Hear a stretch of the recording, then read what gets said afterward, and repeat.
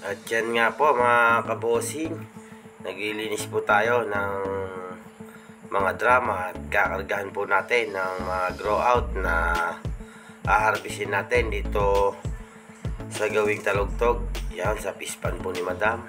Ayan, nakita nyo naman po, bali pangalawang harvest na po natin yan sa gawing talugtog po na yan. Napakaganda po ng tubig ni Madam, nakakondisyon po yung kanyang pispan. Nakita nyo naman po kung gaano po kaberde yung kanyang tubig.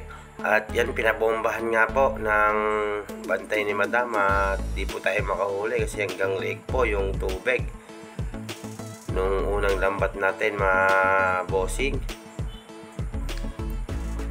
Ayan, napakaganda nga po ng view dito sa area ni Madam na to. Yan, big shoutout po sa lahat po ng nakakapanood ng aking video. Pa-share po mga kabosing at malaking tulong na po yon para sa akin mga kabosing. At ingat po tayong lahat sa lahat po ng bumabiyahe sa mga araw na yan at nakakapanood ng aking video.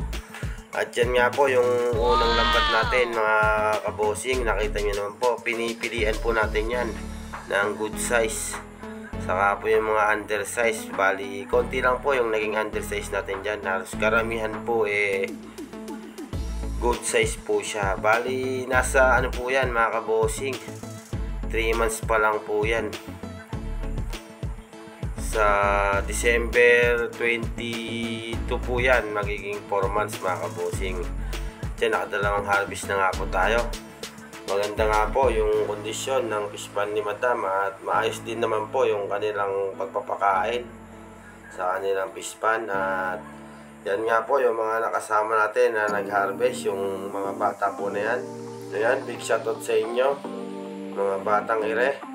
Ayan, pakibilis-bilisan niyo po dyan mga batang ire.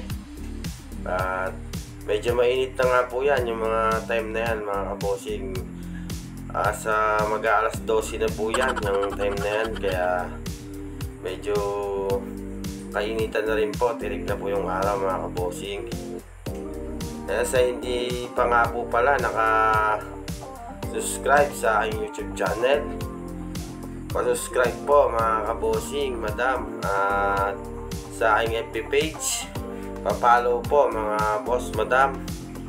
At dyan, nag-ihaw nga po tayo ng tanghalian na ating uulamin. Ayan, big shoutout sa inyo, sa'yo Brad. Ayan, kumaway pa po siya. Yan po yung tiga-ihaw namin, yung mga malalalim po ni Madam. Nakakasabayin po natin na kumain yan sa gawing gubo. Ayan po si Kuya Pereng. Ayan po yung kanang kamay ni Madam dyan sa farm ni Madam na yan sa gawing talugtog. At yan nga po, napakaganda nga po ng view mga kabosing. Nakita nyo naman po. Yan, may naihaw na nga po tayo. Ayan, napakasarap nga po ng hito na bagong ihaw. Tapos yung sausawan nyo mga kabosing may sili-sili at kalamansi. Ano pang hinihintay nyo? Kainan na mga kabosing. Nakita nyo naman po. Ayan, bali nagkainan na nga po tayo dyan sa mga oras na yan. Gutom na rin po tayo. Sa mag-aalauna na po yan mga kabosing. At yan nga po, gutom na gutom nga po yung dalawang bata. Nakita nyo naman po yung kanin. Ayun po, halos yung kaldero po tinaklob na po sa may tapat nila mga kabosing. Nakita nyo naman po, nakita na po nila, takam na takam po sila sa hito na ating inihaw. Diyan, binidyuhan po natin sila habang kumakain po si Madam. Ayan, big shoutout sa iyo Madam kung napapanood mo tong video na to. Ayan, maraming salamat po sa tiwala Madam. At sa amin ka po nagtiwala. At yan na nga po, dyan po natin sinakay sa herb ni Madam. Bali tayo na rin po yung bumibili ng mga grow out ni Madam at hindi na po natin binibigay sa iba. Tayo na lang din po ang magbabayad sa kanya para wala na rin po siya maging problema. Damit kami na lang po ang nag-uusap dyan mga kabosing. Kaya ano pang hinihintay nyo sa mga balak po mag-alaga ng hito?